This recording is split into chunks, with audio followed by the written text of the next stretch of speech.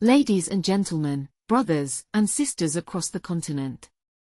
Welcome to AfriBongo TV, where we express educative views and opinions about Africa and Africans. Grab a seat, let's dive into today's topic. I stand before you today not only as an African, but as a messenger of truth, a bearer of a solemn message to our leaders, our people, and to the world. Africa holds the peace of the world. Let me be clear, this is not a metaphor. This is not a poetic exaggeration. It is a reality rooted in fact, history, and divine responsibility. God, in His infinite wisdom, blessed Africa beyond measure. From the depths of our soil to the peaks of our mountains, Africa is the most mineral-rich continent on Earth. We hold over 90% of the world's platinum reserves, 70% of the world's coltan, essential for smartphones and missiles alike, and over 60% of global cobalt reserves, crucial for the batteries that power the modern world. We possess 30% of the world's mineral reserves and yet remain the least industrialized. Why? Because for decades, African leaders, knowingly or ignorantly, have handed over these sacred blessings to powers that use them for one primary purpose: war. Coltan from the Democratic Republic of Congo has fueled not only our local conflicts but has also powered the weapons used in foreign wars.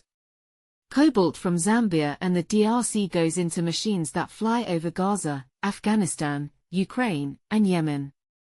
Gold from Sudan and Mali funds both warlords and billionaires, while children mine in mud. Africa, the father of the earth, has become a reckless father. One who gives his tools to those who build bombs, not homes. One who allows strangers to use his house to make poison while his own children become victims. Let us speak honestly, peace in the world is impossible if Africa keeps exporting death. And who is responsible? Let us not hide behind diplomacy. Our leaders have handed it away. They have sold peace to buy silence. They have traded dignity for temporary power. Minerals that could build our own industries, our own roads, our own future, are instead exported to fuel foreign wars and weapons of mass. Africa is the moral custodian of global peace.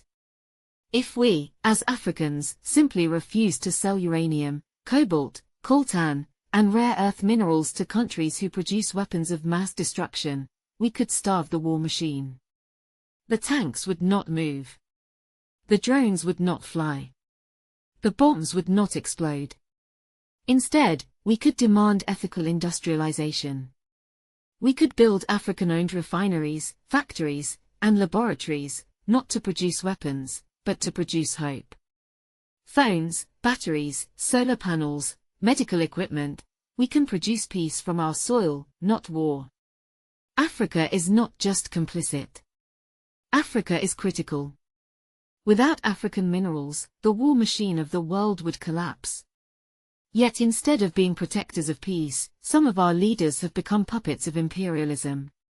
Yes, I say it without fear, too many African presidents behave as errand boys for Western and Eastern powers, signing away resources in backroom deals, allowing multinational vultures to devour our nations while our people starve. This is a moral reawakening. We must remind ourselves that our resources are not just commodities, they are sacred gifts. The West has lost its way, its addiction to war is no secret. Its economies rely on arms sales.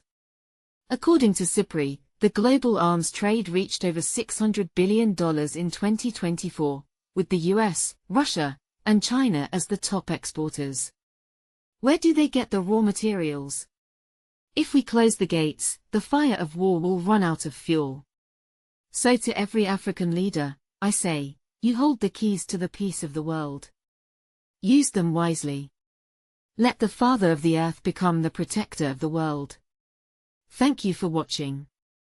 Hope you will visit our channel again soon.